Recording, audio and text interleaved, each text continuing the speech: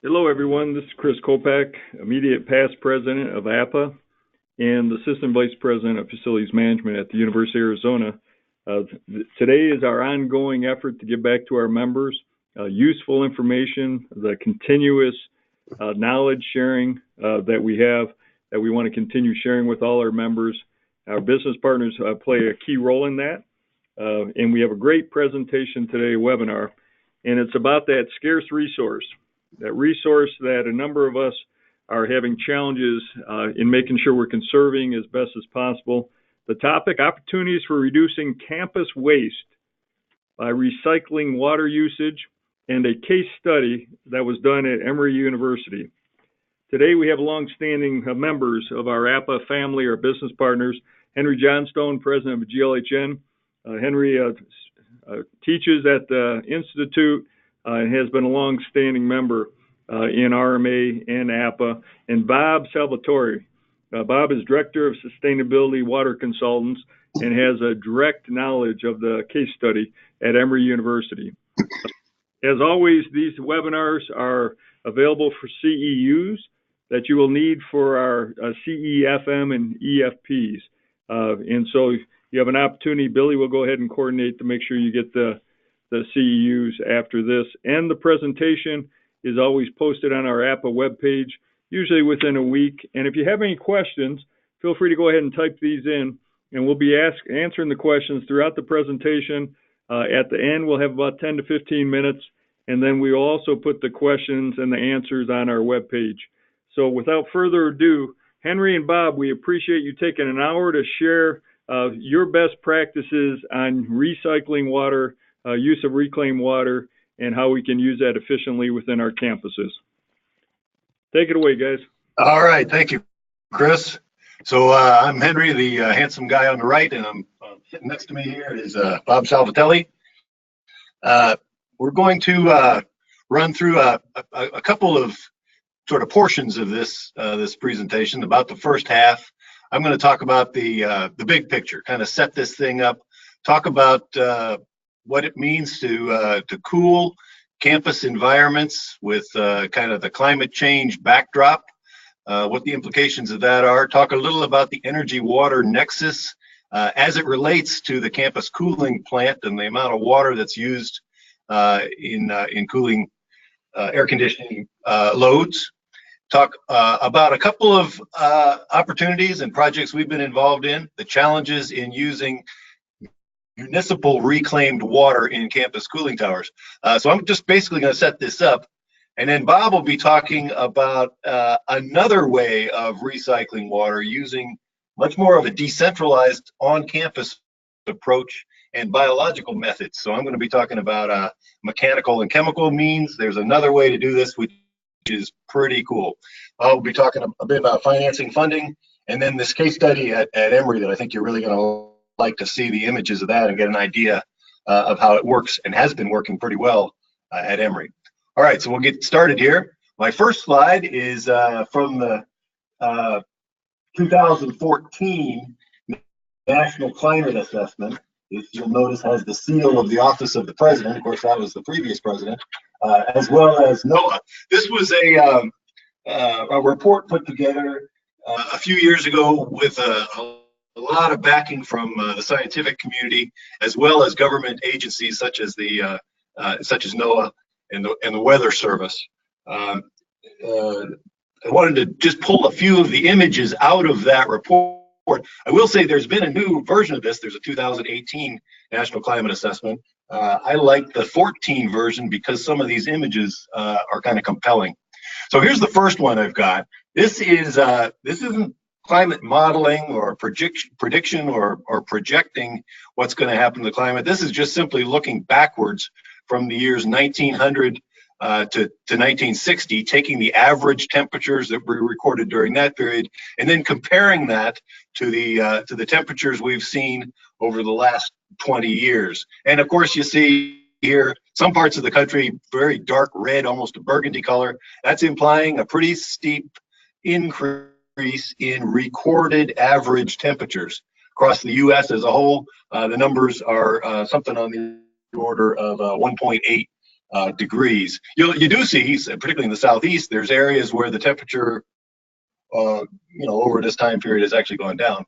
In the west and the northeast, however, it's going the other way.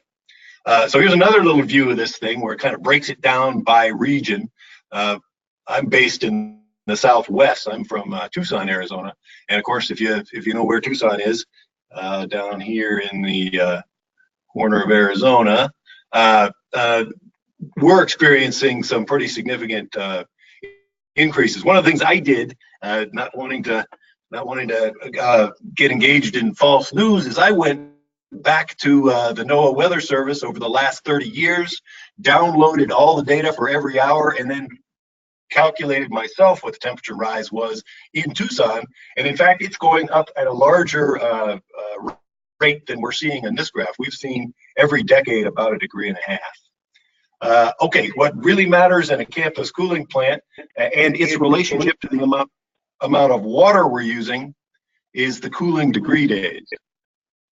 So here we see. Hey, Henry, if I can jump in, we're having just a little bit of hard time hearing you. I don't know if you're away from the phone a little bit. Okay. Is this any better, Chris? Yeah, it still sounds like a tunnel. We didn't have that before. Yeah, we didn't have that before. That sounds great right there. Okay, I'll keep my head poised right here. All right, good. Thank you. Okay, so this map is showing the cooling degree days, and this really tells you how much energy you need to expend to hold temperatures to a reasonable degree inside the buildings. So the dark red there are areas where there's more than 3,000 cooling degree days. The lighter red is 3,000. And I think to a large extent, the amount of water you're expending in your utility plant and your cooling tower is a direct function of how many cooling degree days you have and what kind of loads you have. Big research institution, a lot of outside air, energy intense loads, going to have a lot of ton hours. Okay, this is a projection again from the National Climate Assessment of what's going to happen. It's likely to happen with cooling degree days over a couple of different greenhouse gas climate warming scenarios. And in either case, you're seeing over time an increase in the cooling degree days. Maybe it's another 200, maybe it's another 500 cooling degree days by the time you get to 2050. But taking more and more to air condition our campuses than in the past. I looked at this thing kind of globally here, and you get a good sense of where the United States is with cooling degree days. And again, here's kind of Tucson down in this area here. Compare that to other areas of the world. One that I think is interesting, I'm going to talk a little about, is the Gulf of Arabia. Dubai is an example of somewhere where they have significantly more cooling degree days than we do. It's a hotter climate than us, as well as significant water challenges, which I'm going to talk about next. So here's another one of these graphs from that report. Under the left-hand side, you're seeing no climate change effects. So basically taking away the potential that temperatures are rising and precipitation's falling. And you notice, again, look in the southern part of Arizona, there's parts of the country here that even with no climate change are facing what we're calling supply sustainability risk, fairly high risk. Then you start to layer in the potential that we've got something going on in the climate that's going to be increasing temperatures, and it's a much broader swath of the country that's likely to be facing water scarcity issues. Again, I kind of looked at this thing globally as well, and you see the red areas there where we currently have water scarcity. Again, look at the United States, and then look over there in the Gulf, and clearly Arabian Peninsula there, same kinds of problems. Here's another way to look at it: freshwater stress. So this is an index of the amount of water that's being withdrawn compared to the amount of water that is being introduced. And on this graph is a UNEP, United Nations publication. And so what we're seeing over the range here is that much of the United States is moving into an area where water stress is going to be more important. We're moving into the kind of the zone that the Middle East has been in for some number of years. So I thought I'd have an image here to kind of say, what does water scarcity look like? And this is a picture of Lake Mead. This is the main reservoir serving the Colorado River that then goes to feed Arizona and California. A lot of Los Angeles, San Diego, Phoenix, Tucson rely on this lake. And the startling fact is over the last 19 years, the lake level dropped. So what you're seeing here is we're almost at what they call the ration regime. Lake level drops much more, and Arizona is going to have to start curtailing its water use, which we've been arguing about now for probably for decades, but in the last couple of months, the political argument over how to curtail our water has really amped up. And we're getting to the point where Mark Twain's quote, whiskey is for drinking and water is for fighting, is becoming real in our state legislature. You better write that down. All right, so one final little kind of setup slide here, population density. Thought this was kind of interesting when you compare, the overall size of these dots, give you a sense of how many people live there. You compare that in the southern edge, if you kind of look at those zones that have more than 3,000 cooling degree days, fairly high population density, and that's projected to increase over the next 20 years. You can compare that to Dubai or to India, and sure, there's even more people over there. All right, so just kind of drawing this comparison to the Middle East. I mean, if it would be true that our climate is becoming more like their climate, then what are they doing for air conditioning their large and rapidly growing cities like Dubai? So high urban density, that means a whole lot of people crammed in a very small footprint. They're heavily using desalination. I think most of the water in the Gulf countries is coming from desalination plants. Using district cooling, not just on their college campuses, but the entire municipality is running off large cooling plants. And most importantly, they're using treated sewage effluents. They're really taking the wastewater from the city, from the buildings, cleaning it up enough to put it in the cooling tower. That's kind of the solution. So now I just wanted to compare that to the U.S.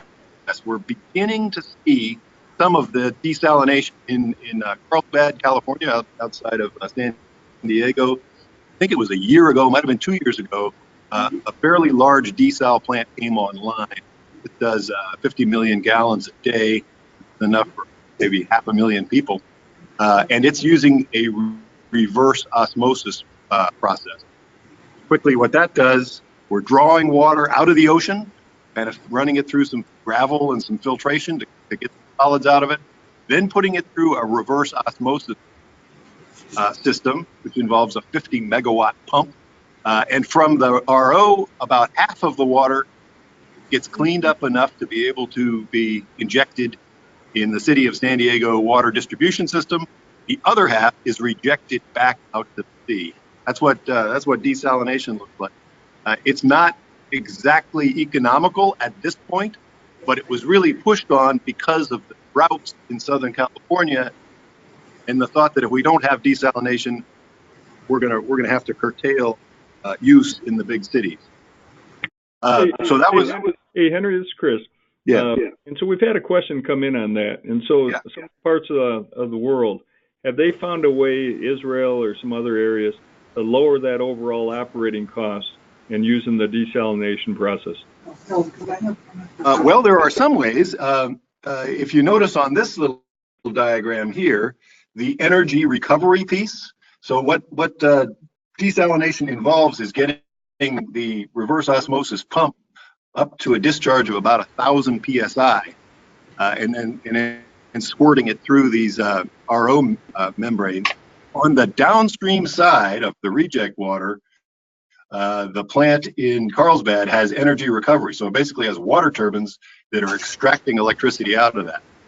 So this is saving probably in the order of the amount of electric energy. This is one of many processes that can be used for desal, and there may well be in the Middle East others that are equally energy efficient. Okay, so I thought I'd talk briefly about the use of treated sewage effluent. So that's wastewater that's cleaned up enough to use in a cooling tower. My first image here is Palo Verde Nuclear Power Plant, which is about a 3,000 megawatt plant serving Arizona and California primarily, out in the middle of the desert. And this thing runs entirely. There's a nice picture of kind of the plume effect. 700 gallons of water is required for every megawatt hour of electricity. So this thing creates its own little cloud, little moisture cloud here when it's running, producing electricity. Just the idea of embedded water in electricity is really seen here. But it's running off of the treated sewage effluent from the city of Phoenix. So the wastewater plant in Phoenix is piped 22 miles out to this site in the desert, further cleaned up through a number of filters, and then that's what's used for evaporation to run the condensers of these large steam turbines driven by the nuclear process. This is a zero net discharge plant. In other words, all the water that comes on stays on site here or evaporates, which means there's a lot of chemistry, a lot of chemical engineering, and a lot of expertise involved in maintaining the system so that the cooling towers stay clean, the condensers stay clean, and environmentally it's a good thing. Here's a little graphic of where treated effluent is used in the United States. And this may not be complete. This is kind of our best guess at it. So you see the red dots there are power plants, utility power plants, doing something along the lines of what we just talked about at the Palo Verde plant. The purple dots are college and university systems that are using recycled water in their cooling towers. And so we'll be talking about the one that's in Atlanta, one that's in Austin. We have some experience with one that's in Chandler, Gilbert. In California, there's a couple of them that have come online recently. And there will be some more here. What we're really seeing is in the university environment, the desire to put in recycled plants. Yeah, sorry to interrupt again. Yeah. Normally we're not having a challenge. I'm getting a number of folks who are having a hard time. I'm not sure if you got folks in there with you. I know you've got Bob, but we're picking up all background noise. Okay. And if anybody has a computer in there besides the folks who are doing it, we want to keep it all on mute. Turn off the audio, turn off the phones. Yeah, we got everything turned off here, Chris, and we're in a. The seat right there is perfect. So sorry to interrupt, but right. No, well, sorry to make it hard to hear us. So don't move. All right, go for it. All right. Okay, I've shown this in a previous webinar, our little idea of the water energy nexus. So just briefly here, if you look at this diagram, this is trying to show kind of the source, the distribution, and the site uses of water and electricity. So at the bottom of the page is a power plant. This would be an electric generating station. It's taking energy in the brown bar, and it's converting it into electricity. That's the red bar, and heat. So in a conventional power plant in the US, the typical number is about 30% efficiency. 30% of the energy content of the fuel turns into electricity. The other 60% turns into heat that's dumped out of the cooling towers or the flue stack. So that's the kind of idea there, which means in a power plant, there's an embedded cost of water. You saw those plumes in the Palo Verde case. Most of these thermoelectric plants have cooling towers of some form, and they're consuming water. So that's what you see on the right-hand side, the water use in the cooling towers. Now, if you follow this graph vertically up, you see what we're saying is the district, the little pictures of buildings there. That would be the college campus. And about half in an area where we've got something on the order of 2,000-3,000 cooling degree days, pretty hot area of the country, about half of the annual electricity goes into the buildings. The other half of the annual electricity goes into the cooling plant. So you get a little idea of how the energy flows split. On the right-hand side, we're seeing the water use. So I'm figuring in this little example that a typical campus, the typical water consumption is on the order of 40 gallons per capita per day. 40 gallons per person per day is the annual water consumption. So this is an example of an air conditioning system that's maybe an air-cooled system or a system that's using heat pumps, not directly evaporating water. What I wanted to kind of depict in this diagram is different technologies for making electricity back at the plant, including a simple cycle, which takes no water, a Rankine cycle, which would be the coal-fired plants or the nuclear plants, which consume something on the order of 500 gallons per megawatt, and then a combined cycle plant. This is what the industry is really evolving to recently, combined cycle natural gas plants, which remarkably take about a third as much water to run as does a coal plant. And an added benefit to reducing carbon footprint and reducing water footprint with a combined cycle gas. This little diagram is intended to kind of show the magnitude of the amount of water it takes to run a cooling tower that's air conditioning your campus. You take kind of the simple approach of 1,000 BTUs per pound and kind of work out how many BTUs are rejected through the cooling tower. It ends up being about 1.6 gallons per ton hour. So it takes every ton you're making, and every ton of cooling you're making is about 1.6 gallons of evaporation. That's not the total picture, though. We also have to blow down water. We have to waste water to keep the mineral content down. Depends entirely on how much minerals and total dissolved solids are in your incoming water. But in the case where you have a blowdown of 3.5 cycles, that represents 40% of the water you're evaporating is being wasted back down to the sewer. The little psych, you can't have a webinar without a psychometric chart. So I just wanted to point across here that assumption we're making is 1.6 when it's really hot outside. That's probably underestimating the amount of water. Could get up to 2, could get up to 2.5 if it's really hot outside. All right, so let's just go back to a comparison of what we saw before on the left-hand side. That's kind of the air-cooled setup. The reason we put in cooling towers in campuses, particularly in campuses where there's a fairly intense cooling load, is because it's so much more efficient. And the way you can see that on this Sankey diagram is look at the width of the line going, it's called cooling power. It's the width of the line that's being fed into the chiller plant. So adding water to the cooling towers, adding that 2 gallons per ton hour to the cooling towers reduces the electric demand by almost 50%. Pretty significant decrease in electric energy. In the past, water's been cheap enough that nobody really concerned themselves too much with the amount of water it takes. The other thing to see on this graph here are the dark brown or dark gray lines. That's reflecting the cooling tower blowdown and the water that has gone through the buildings and then sort of been flushed through the building. And those two collect together and become the waste stream. Often these are going all the way back to a municipal wastewater plant and being cleaned up and either put back down into the aquifer or dissipated in a river or some other way of kind of getting rid of it.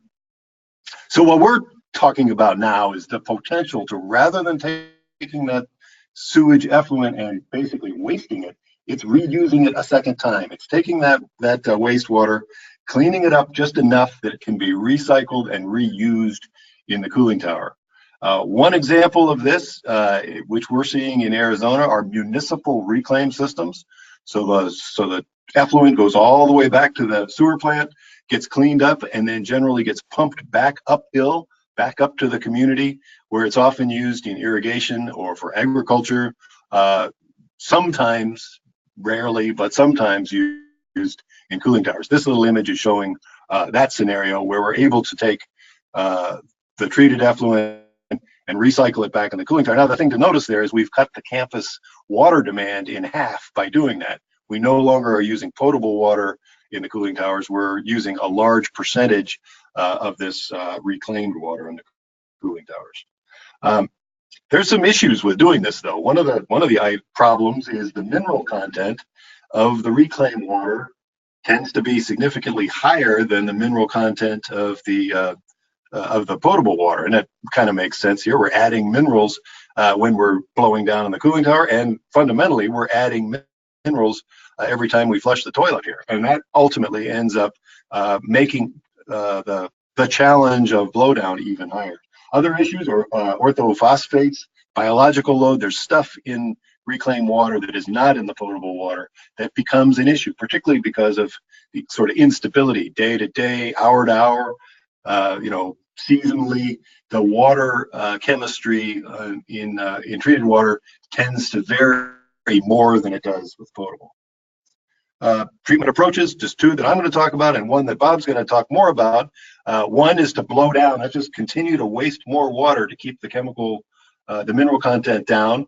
Chemical control, often that involves messing with the pH or adding acid to be able to hold stuff in suspension longer. That's one way to do it. Another way is the mechanical methods. We talked a little about the reverse osmosis scenario in Southern California for treating seawater. Well, you can put a reverse osmosis unit on your reclaimed water and clean up the water enough to use it in the cooling tower. Just two quick alternatives here. This is sort of the idea of chemical treatment. You see in the middle of that picture that we're in adding a bunch of different constituents to adjust and control the chemistry in the tower basin. As I say, the incoming water varies, which means this control has to be pretty fast acting and is quite sensitive. There's some challenges in stabilizing a system using reclaimed water with chemistry. The other way is shown here. This is sort of the mechanical way, similar to that Carlsbad thing. Put in a pump, raise the pressure of the water, push it through an RO unit, and then clean it up enough that you can run through the cooling tower with a lot higher cycles of concentration. Overall, there is, for any given case, you really got to compare one or two of these alternatives, both from a first cost basis, an operating cost basis, a risk analysis. There's a lot to it, but I think I suggest that analysis needs to be done if you're contemplating reclaimed water at all. Okay, so just to summarize my piece of this thing, long history and success in power plants using reclaimed water. This is not some new technology that's just come out. Specific issues are both what kind of water do you have, how much challenge is there in using it, and the water to energy cost ratio. How expensive is water? Is it really worth investing in systems to save it if it's very cheap? So we'll talk now about a decentralized approach using a kind of a neat little biological control scheme. Thank you very much, Henry. Appreciate the setup here for what we're going to talk about now, and that's what we do here at Sustainable Water, and that's eco-engineering reuse systems. So for all the reasons that Henry mentioned, the shortages, the scarcity of water, aging infrastructure, the rising costs or uncertainty around water, Emory University started on an odyssey in 2012 to understand how they could potentially reduce potable water inbound on a campus to understand if they could achieve a 40% reduction off of a baseline of 2010. We looked at the campus as a whole and understood that there's about 330 million gallons of water to harvest, and it's domestic waste essentially. And if we could co-locate a facility somewhere on or close to the utility part of campus, could we essentially treat water in an efficient manner and give them a high enough quality of treated effluent to put into their cooling towers, their steam boiler, and actually a few dormitories for flushing. So they looked at it as an environmental responsibility to try and be a better steward around water. Emory is located in DeKalb County, which is one county outside of the city of Atlanta. Atlanta is the largest metropolitan area on the smallest watershed. So as a liberal arts or in a university dedicated to a lot of medical issues or creating a lot of studies around how to be more efficient worldwide, they wanted to put their money where their mouth was essentially, and put a system on site. So we call the project, it's called the Water Hub. It's a completely decentralized, again, off the central network scalping plant that essentially takes as much sewer as it needs on a daily basis to provide the cooling and heating demand and the flushing demand for the following day. So our treatment cycle is roughly 18 hours. We use biology or biological approach in that we use these plants that you see before us as host sites, or the roots of those plants as host sites for microbial growth to treat the wastewater. In the same way, it's working at what you would drive by on the side of the road, a conventional system. This system is using what we call biomimicry, a combination of nature and mechanics to dial in a quality of water that's fit for purpose. Now, the deliverable in a greenhouse is intentional. The bottom left picture of the floor is actually me giving a tour of some folks, and on the other side of that room is a coffee stand. So most people who've ever been to a wastewater treatment plant would probably not want to have a coffee there. A lot of odor issues, and it's a very industrial-looking place. So we've changed that to something more friendly.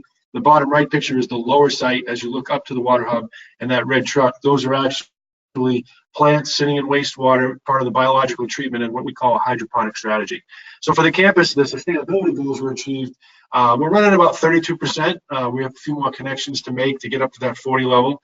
But the goal from the sustainability office was reduction. The goal from the utility group was some sort of resilience around two issues. Firstly, backup source of water. They wanted to get to N+1 on water. And so this ability to have their own, control their own supply. I'll get into it in a minute, but this system has a storage tank below that gives them some runtime in case of an outage or a water main break, which has happened twice since we've been in operation. And the second piece is the financial savings component. And I said Emory put their money where their mouth is. I was not quite truthful. They delivered this project in what we call a water processing agreement, whereby the campus didn't have to commit to do any financial investment. And I'll walk through that in a moment. But ideally, that we provide them, as the owner of this asset, we provide them with a discounted rate for water and sewer for the life of the contract. So they have a discounted rate that's indexed to the municipal rate that hedges their water purchases, just like that you would hedge your fuel purchases on the gas side or on the oil side. Many campuses have bought into this concept after the 2015 launch of Emory. We're working with 6 or 7 of these folks in the design phase. Several of these folks we're working through both in higher ed and in the industry of manufacturing, of both automotive parts and food and beverage, to look at better ways to be more efficient. So these are folks that we've worked with to get today. Again, you see that the higher education folks these are a lot of feasibility studies that have been done across many different size systems. But in the end, what we're really talking about here is changing the paradigm of water. Just take that once through water that Henry was talking about, just a continuous use of water one time, and putting something closer to the source. And that's what the true definition of decentralized is. Finding a way to understand how to do two things. Treat what we look at as a waste stream as a resource. Instead of a waste stream, it's truly that. It's something that can be harvested and treated on site and repurposed and evaporated into the air. The other piece of it is there's an energy component to this thing that's very interesting and compelling. Now, Emory is 14 miles away from its potable water source and 11 miles away from its traditional treatment. So the impugned energy that's used to move that water on both sides is a true cost reduction. So the campus actually receives a carbon reduction for the lack of movement of water to and from their campus because they're treating it on site. So that was another derivative of this project from an environmental standpoint. But again, the concept of decentralization is to have a secondary source. In this case, it's the first source for the utility.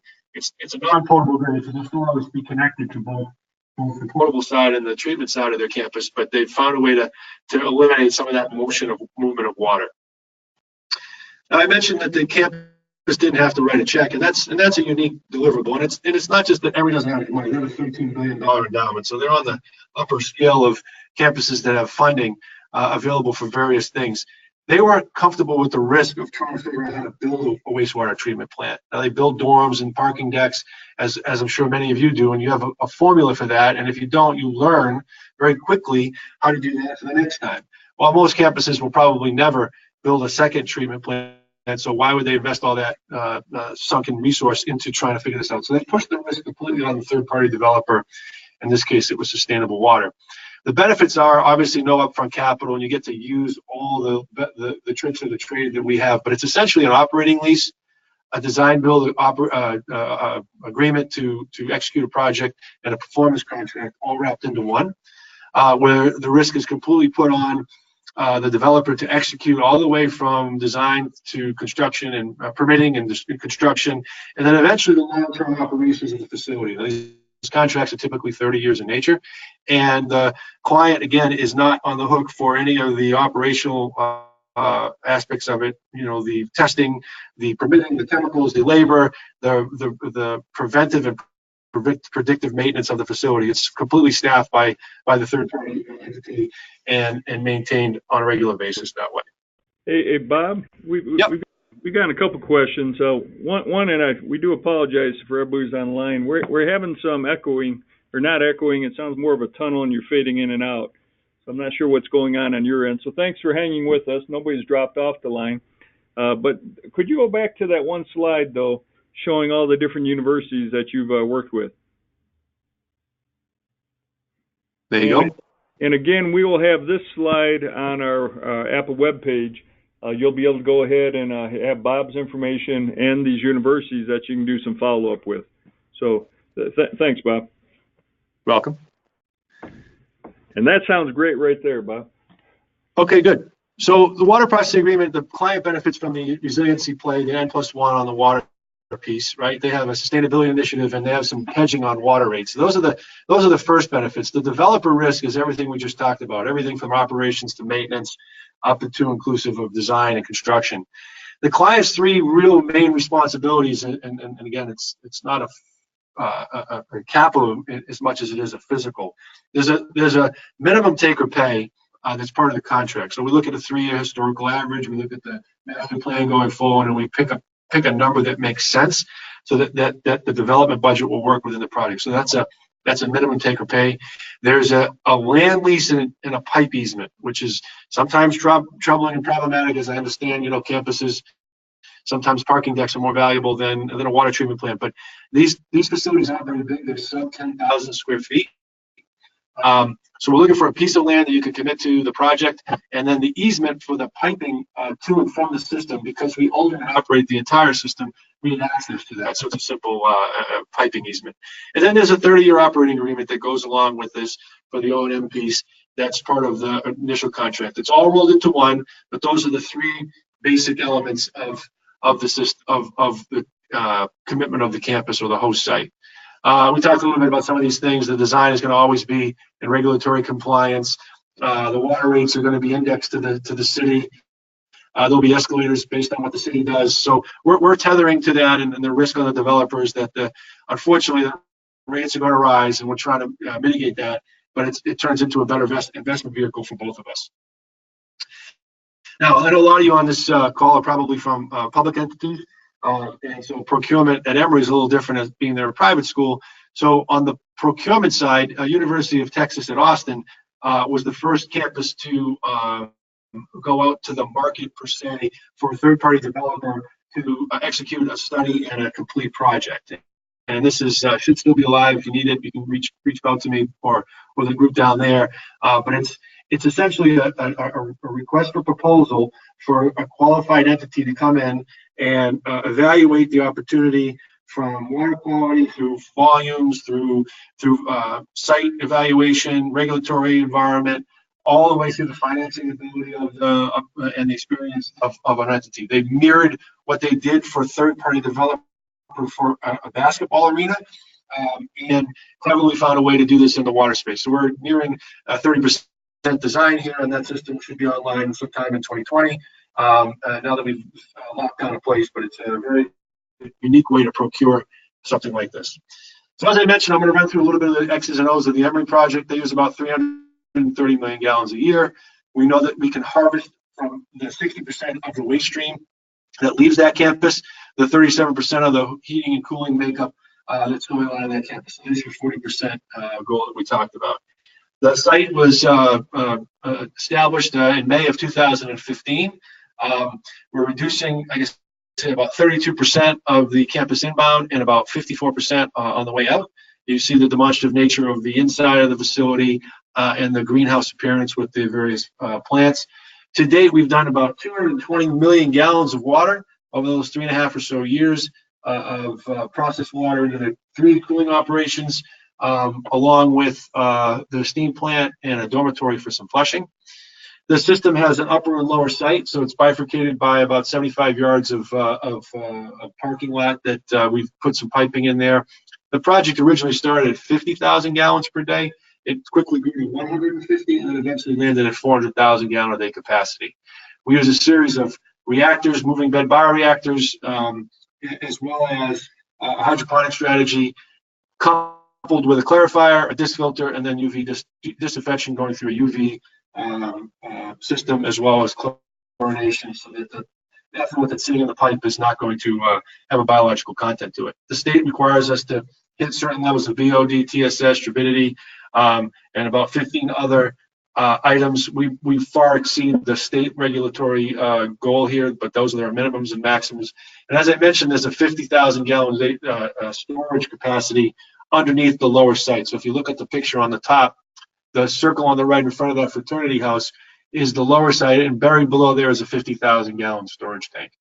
Bottom left will show the piping path that's been put in, 4,000 feet of pipe that's been put in there to distribute to those various clients, which are basically 3 chiller plants.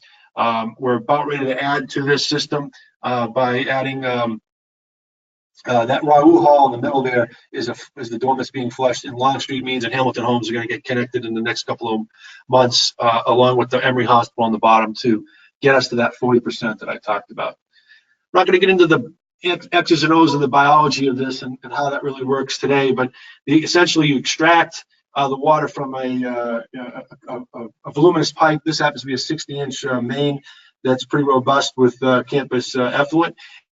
We're taking that through a screen, running it for anything that's non-biological that can't be broken down. So you can imagine things like ping pong balls and golf balls and nail clippers are the things that screen out. Those fall to a trough and are put in a bag and sent to the dump.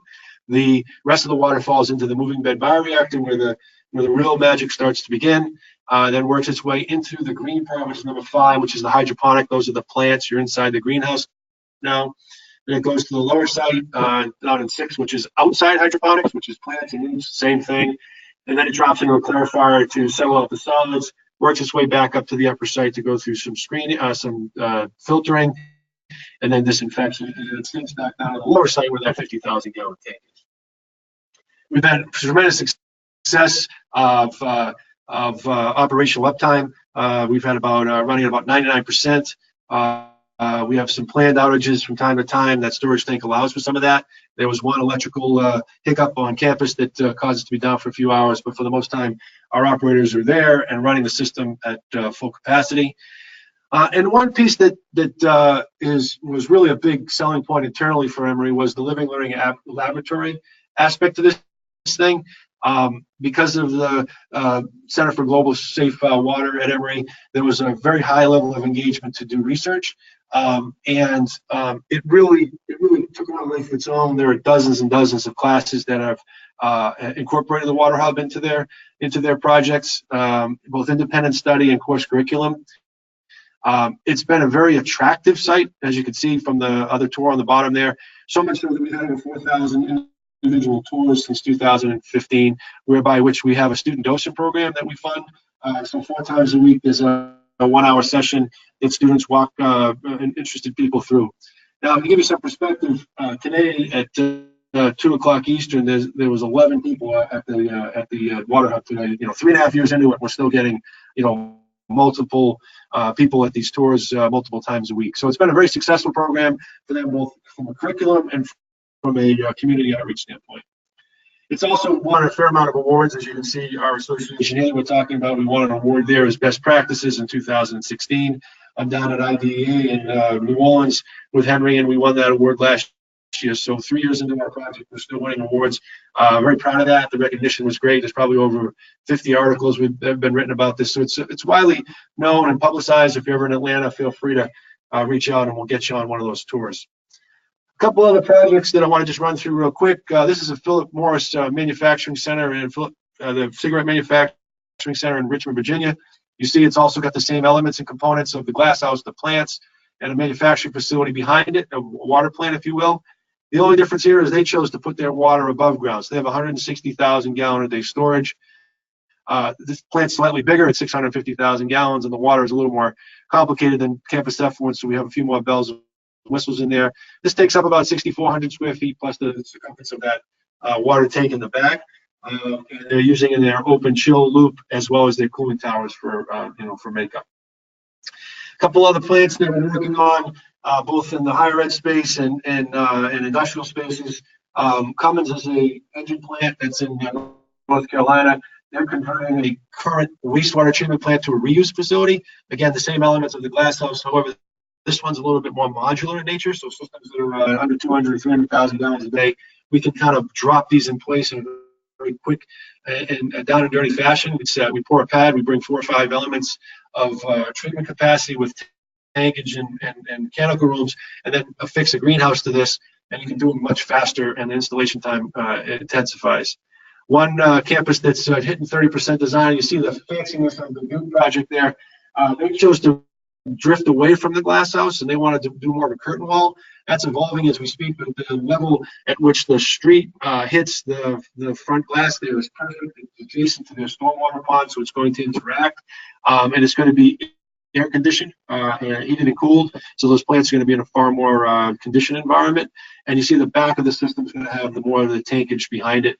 But you get an understanding that the elements are there. As long as the light and the plants are in pretty good shape. On a smaller scale, City of Austin, or Austin Water, is building a new 250,000 gallon, 250 square foot building, and they wanted to demonstrate that they're good water stewards. So we're building a 5,000 gallon a day capacity system there for irrigation purposes and some toilet flushing in that building.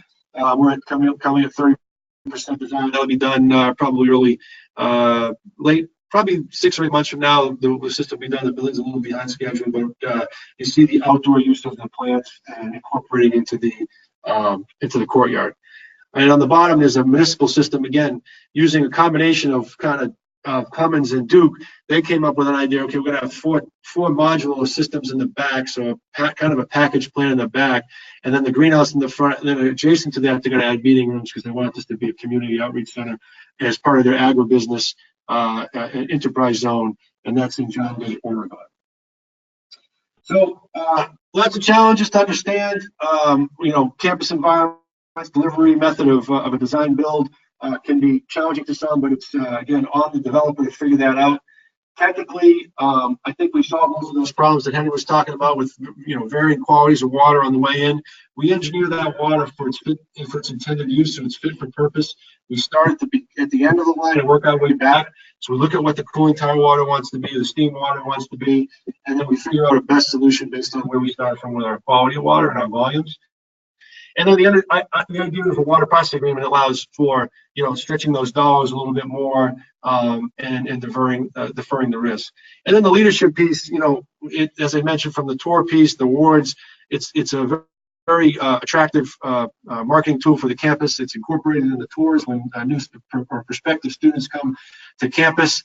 They walk them through the water hub as part of their campus tour, and it's really exciting for those folks that want to see that. With that, I think leave us a few minutes to answer any questions, either Henry or myself. Well, Bob and Henry, we appreciate that very much. This sounds like a very interesting project, multiple projects. We get a number of questions come in. If you can clarify, does this require a licensed operator, Bob? Yes, it does. It does. And at what level does that? It depends on the state. So it's either Class 1 or Class A.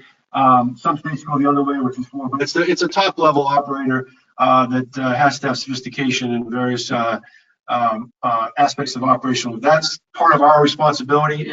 If we do deliver the product to a client and they don't pay for the system, then we typically provide operational support. It's a top level operator. Okay.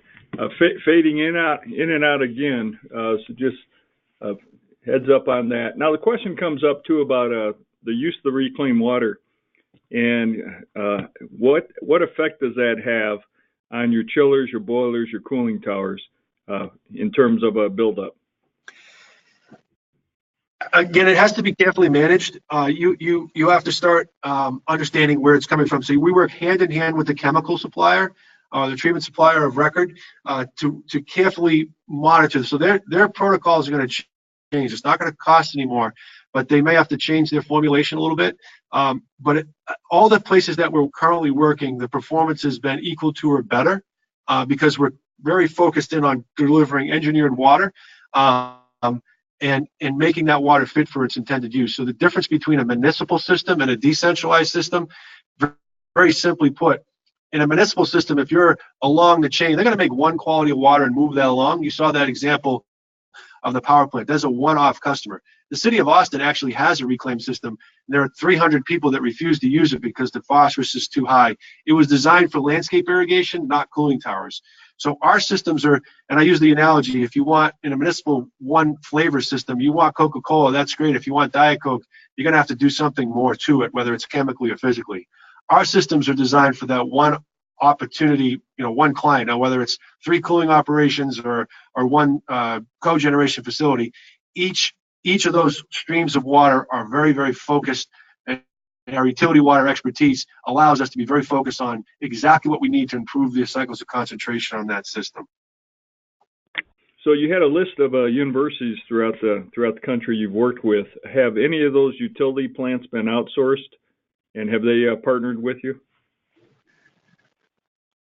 We just were awarded a study at Ohio State for one of the ones that is outsourced, and that study will begin next month. So I don't really have a big depth of experience there, but the acceptance from the major power producers, NG, Calpine, the big Covantas of the world, have been very well versed in the reclaim space. Okay, thank you. We are getting questions again. These webinars will be put on the APA website, the entire PowerPoint presentation and also the audio. And so usually that takes about a week to go ahead and get posted. Billy at APA in Alexandria will be helping. Courtney and Evan, we appreciate that. Going back to the cooling towers, is there concern about Legionella at all using this type of reclaimed water? As I said, we do not separate ourselves from the chemical treatment supplier, so that's biocidal.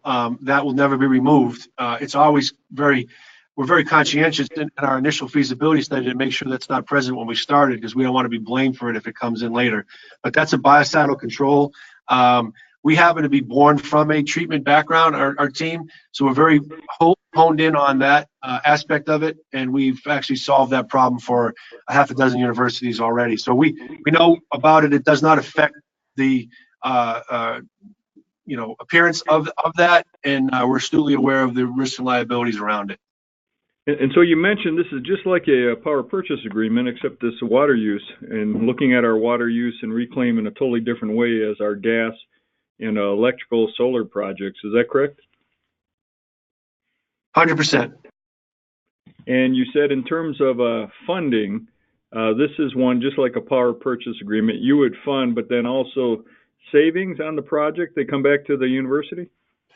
Correct. The project entity would essentially build a campus for every gallon of water extracted and processed and delivered to the system. So if you take 100,000 gallons, we'll bill you for a discounted rate for 100,000 gallons of sewer and 100,000 gallons of discounted non-potable water. So the savings will mount up and ramp up over time, and you plug that into a model. Emory will save millions of dollars over their life of their contract. Some campuses are, more or less, but I really can't share the contractual numbers with Emory, but it's rather substantial over the period of the contract. It's all a function of rates and volume. And this is usually 20 high rates. Go ahead, Henry. Say again, please. The rates in Atlanta are quite high compared to other parts of the country. I know when we've done a water analysis before, just looking at water usage, Henry, I believe the Seattle and Atlanta rates are some of the highest in the country. Correct. Pittsburgh's right behind them. Yep. And so coming back to the cost on it, is this considered a debt then on the university's books? Every campus has a different way of looking at on and off book transactions. It's obviously a function of accounting. We've done them both ways, but essentially you'd prefer it to be off book. But again, we've done them both ways. It depends on who, again, not to get into the details, but depreciation starts to matter to various folks in the investment side of it. So we prefer to have them off book, and we handle all that, but some campuses keep them on because the debt is still part of the commitment. Again, we got more questions. We'll have time, and again, we'll answer all our questions, put them on our Apple website. In terms of the challenges, have you had challenges with this type of operation? And if so, how was that addressed, or did they take it totally offline? No, we've not had any challenges operationally. There's always a proverbial kill switch. If the water doesn't meet its quality, then the client can always stop taking it. Obviously, there's opportunity to cure and fix things along the way. So there's constant monitoring. There's many sensors all across the system for not only flow but quality of water, the various things that you'd want, turbidity and those type of things. So we're constantly watching it, even if the operator's not on site. It's a remote system set up with alarms. So we've never had a situation where we had to turn the system off. However, in the case of Emory, if we did, it would go back to business as usual, where the campus would just continue to use water from the from the potable source and send their sewer water to the county. Excellent. We got another great question here from David Hennerworth, and it's financial. What is the rough estimate of water and sewer costs where the project's return on investment makes sense? Well, I'll tell you, if your threshold for investment is less than like 3 or 4 years on a return, it's probably not going to be something you'll invest in. However, our investment profile is much different. It's many years. It's double-digit return. Again, function of rates. If you're in the city of Atlanta at $29 or in Seattle at $24 per 1,000 gallons, and your volumes are up, it's going to be much faster than if you're in, Tempe at $6 or some of the places, even if usage is high. So it's a complete math exercise. I typically look at opportunities or investigate opportunities on the development side that are using more than 30 million gallons of water a year in their cooling operation and more than $10 per 1,000 in rate. That's typically the floor of where I start our investigating work to develop opportunities. But again, the higher the rates, the higher the volume, the easier the transaction. Have you worked with any hospitals regarding this process? Yeah, I didn't have enough slide, time, but we're closing a deal in Atlanta right now at Piedmont Healthcare.